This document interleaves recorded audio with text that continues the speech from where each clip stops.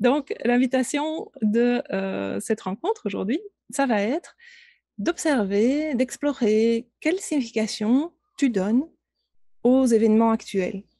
Alors, si tu veux, tu peux prendre un des événements actuels mondiaux, on pourrait dire de manière comme ça plus large, mais ça peut être aussi que tu choisisses d'explorer la signification que tu vois dans un événement qui semble être dans ta vie à toi, hein, un événement qui semble lourd de signification.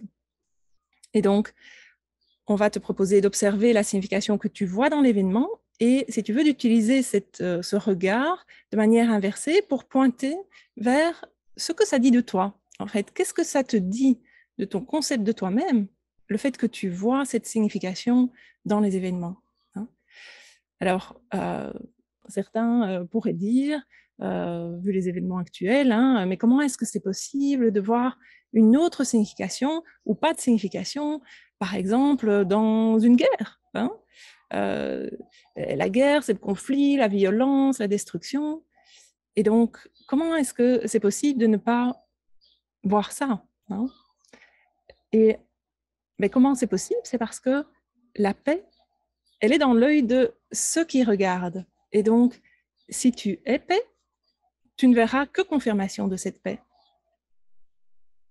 Alors, donc, tu pourrais dire, oui, mais tout le monde voit la guerre, donc qu'est-ce que tu veux dire, hein? Est-ce que tu veux dire que vous ne voyez pas la guerre ou quoi? Alors, c'est pas que ce qui apparaît comme ce que tu appelles la guerre n'est pas vu, mais ce qui est vu depuis la conscience, ce n'est pas la paix qui serait l'opposé de l'idée que le moi a de la guerre. Parce que cette paix-là, ça, c'est la paix du moi, si tu veux. La paix du moi, c'est ce que le moi pense qu'il peut avoir ou ne pas avoir. Il peut être en paix ou ne pas être en paix, le moi. Alors que depuis la conscience, ce qui est vu au-delà, si tu veux, du concept de conflit ou de guerre, c'est la paix qui est. C'est, tu pourrais dire, la paix de l'être, qui est là en l'absence ou au-delà, comment tu veux dire ça, de cet opposé duel, si tu veux, que constitue le conflit et la paix, par exemple, et qui est cru par le moi. Et donc, cette paix de l'être, elle n'a pas d'opposé et elle ne peut pas être présente ou absente parce qu'elle est, hein, elle est, et donc elle, elle est au-delà de toute l'idée d'apparition, de disparition. Parfois, il y a l'idée que aussi, euh, si tu es paix, eh bien, voir le concept de guerre apparaître dans ce qui semble être le monde ne devrait pas exister. Mais rappelle-toi qu'en tant que conscience, en fait, tu es ce dans quoi tout apparaît. Tout, hein. Donc, les deux versants de toute dualité peuvent apparaître. C'est pas sélectif. Il n'y a pas que, il y a juste ce que le moi appelle positif qui apparaît dans la conscience que tu es. Tout apparaît. Mais depuis la conscience, la signification qui est mise par le moi n'est pas attachée à ça, hein. Le moi, lui, il voit du positif, il voit du négatif, hein. Alors que à partir de la liberté de ce que tu es, eh bien, il y a un regard qui voit l'insignifiance, en fait, de ce concept duel, comme par exemple de conflit ou de paix du moi, et qui voit l'insignifiance de ça par rapport à, tu pourrais dire, la signification de ce que tu es, qui n'est pas vraiment une signification, mais qui est plus une réalisation, hein. Et quand je dis insignifiance, ça ne veut pas dire que c'est pas important, ça veut littéralement dire que ça n'a pas de signification en regard de ta nature, conscience, en regard de ce que tu es vraiment. Donc, en tant que conscience, c'est vu que tu peux t'identifier à ce qui croit à la guerre, hein. Donc, au moi, qui croit que la guerre, c'est quelque chose d'indépendant de lui, qui pense que c'est quelque chose à quoi il peut être exposé ou auquel d'autres peuvent être exposés. Tandis que, en tant que conscience, c'est vu que ce que tu es a la liberté d'entrer dans cette identification ou pas, hein. C'est vu qu'il y a la liberté que le concept de ce que tu es, hein, soit libre de ça. Que ce soit même l'identité conceptuelle du moi, même ça, ça peut se libérer de ce concept de conflit, si tu veux, qui souvent est presque inhérent à sa constitution. pour le moi, en fait, ce qui est vu dans ce qui semble être le monde, ben, ce qui est vu reflète ce qui est cru. Hein, parce que ce que le moi voit, ça reflète ses croyances.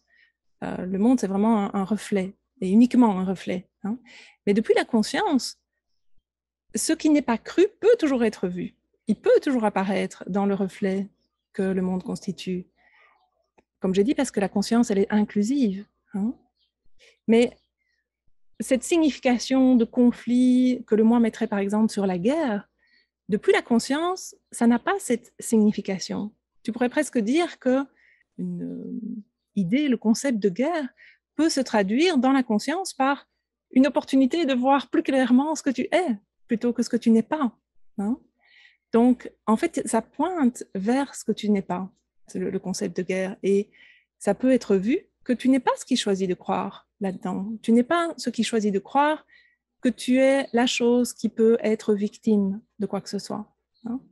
Et donc, tu pourrais dire que pour la conscience, la guerre, le conflit, toute autre signification d'événement n'a pas une signification différente, si tu veux, de quoi que ce soit d'autre qui apparaît. Tu peux dire que pour la conscience, tout a la même signification, qui n'est pas vraiment une signification, et c'est l'opportunité, en fait, de te reconnaître plus clairement. Et donc, comme je disais, c'est pas vraiment une signification, tu pourrais dire que c'est plutôt une réalisation, hein, celle de la nature de ce que tu es, qui est libre de tout concept. Et donc, par rapport au conflit, la conscience libre que tu es voit dans le conflit quelque chose qui pointe en fait vers la paix, cette paix qui est, cette paix qui ne peut pas être absente, cette paix de l'être que tu es. Hein. Et c'est en réalisant cette vérité de qui tu es que toi, conscience, tu vas naviguer, si tu veux, ça va pointer vers une autre version de la réalité, parmi toutes ces versions multiples de cet aspect multidimensionnel qu'a l'expérience de ce que tu es. Hein. Et donc, c'est en voyant cette vérité que toi, en tant que conscience, tu navigues vers une autre version de réalité. Et cette version, ce sera une version où la conscience se reconnaît en tant que telle. Hein. Et tu te souviens, on en avait parlé à diverses reprises, je pense que, en fait, en tant que conscience, ce qui semble être cette ligne du temps, hein, ce temps qui défile, cette vie dans laquelle tu es, en fait, on pourrait apparenter ça plus à les images d'un film, hein, et que ces images, en fait, existent toutes en même temps. Hein, pas de passé, pas de futur, tout existe en même temps. Tous les films, si tu veux, toutes les versions de toi, toutes les versions de toutes tes décisions, qu'elles soient internes, externes, tous ces films, si tu veux, ils existent en même temps et maintenant.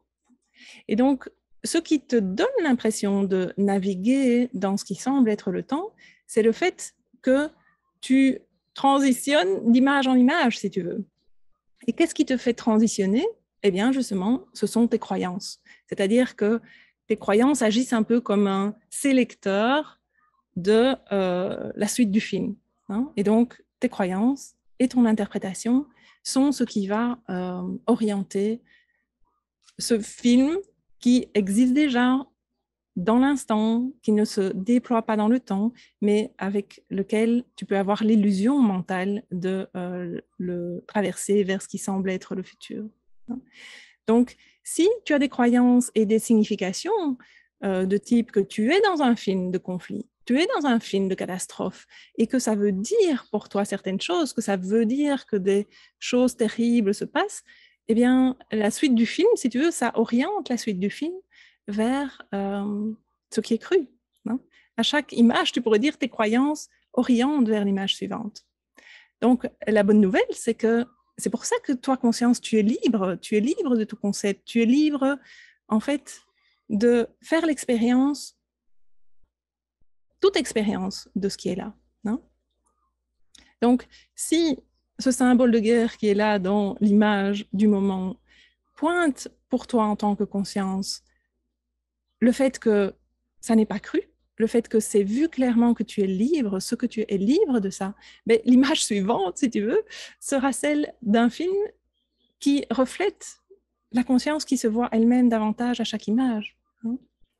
Donc, l'invitation vraiment aujourd'hui, c'est de regarder ça. S'il y a des significations apportées aux événements, de regarder, tiens, pourquoi, au fond, est-ce que je choisirais de croire dans le concept de mort, de violence, de conflit ou autre, hein, comme on a dit, tu peux partir d'un événement différent qui résonne pour toi. Parce qu'il y a souvent l'impression, en fait, oh, mais je ne choisis pas ça quand même. Mais si tu y crois, c'est que tu le choisis. Hein. C'est que tu choisis, si tu veux, de faire l'expérience d'y croire. Oui. Alors, la question, c'est pourquoi est-ce que tu choisirais d'en faire l'expérience? Et la réponse à ça, c'est que le moi, hein, il a toujours tu pourrais dire, une intention positive dans ses choix. Et quelque part, il choisit toujours quelque chose dont il pense que ça va, tu pourrais dire, bénéficier positivement à son expérience. Hein. Mais bien sûr, ce qui croit qu'il bénéficie positivement à son expérience, ça découle des croyances que le moi a. Et ces croyances, elles sont parfois conscientes, mais parfois plus inconscientes. Hein. Donc, si tu vois le conflit, la guerre comme quelque chose qui existe séparément de toi, en dehors de toi, et qui peut avoir un effet sur toi ou sur d'autres, s'abattre sur quelqu'un, hein, et que quelqu'un puisse en être la victime. Donc, cette croyance dans l'idée que ce que tu es peut être victime de quoi que ce soit, eh bien, ça se reflète dans ce qui est vu. Hein. Donc, l'invitation, c'est de regarder ça. Est-ce que ce que tu es peut vraiment être victime de quoi que ce soit? Hein. Est-ce que, étant donné que tu es tout, est-ce que c'est possible que tu puisses être victime de quelque chose que tu ne serais pas? Voilà, l'invitation, c'est d'observer ça pour voir plus clairement que un toi qui est libre du concept en question, mettons de conflit, ce toi est disponible et il l'est par nature, parce que la nature de ce que tu es, elle est libre de tout concept. Hein. Si tu peux voir ça clairement, alors s'il y a des idées, des pensées, des images de conflit ou de cet autre thème sur lequel tu portes ton attention, eh bien, elles peuvent juste passer dans la conscience, passer dans le ciel de la conscience, mais sans t'identifier à ça, juste en réalisant que tu n'es pas ce qui croit en ça. Donc, pour revenir à cette idée de paix, par exemple, hein, parfois, il y a l'idée que donc, tu n'es pas, on va prendre cet exemple de la paix, mais tu l'appliqueras à l'autre concept que tu aurais choisi, si c'est le cas. Donc, tu peux défendre l'idée que, en fait, tu n'es pas en paix parce que le monde n'est pas en paix. Hein, et que donc, il faudrait que le monde soit en paix pour que tu puisses être en paix. Hein. Mais en fait, ça revient à dire que tu ne peux pas être en paix parce que ton image dans le miroir n'est pas en paix. Hein, c'est un peu comme demander que ton image dans le miroir change pour que toi, tu puisses changer. Mais c'est pas comme ça. Le monde est ton reflet et donc il ne va pas changer d'abord si toi, tu ne changes pas d'abord la réalisation de ce que tu es, ou tu pourrais dire ton état d'être. Hein. Le monde que tu vois, il reflète cet état d'être. Et dire que en fait le monde est la cause de ton état d'être, ça n'a aucun sens, puisqu'en fait le monde il te reflète ce que tu penses déjà être. Alors, d'autres arguments qu'on entend parfois, hein, c'est de dire « Ah, mais non, mais je suis déjà en paix, mais quand même, il y a toujours la guerre là-dehors, alors que moi, je suis en paix. » Mais dire que c'est un problème, si tu veux, qu'il reste le concept de guerre là, alors que tu es en paix, ça prouve que tu n'es pas en paix. Parce que s'il y avait la paix de l'être, si tu résidais dans cette paix de l'être, tu ne verrais pas de problème dans la présence du concept de guerre. Il ne viendrait pas troubler la paix de ce que tu es, parce que cette paix, elle n'est pas conditionnelle. Oui.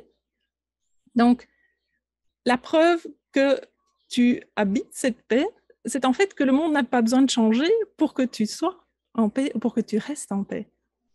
Oui, c'est vu ça?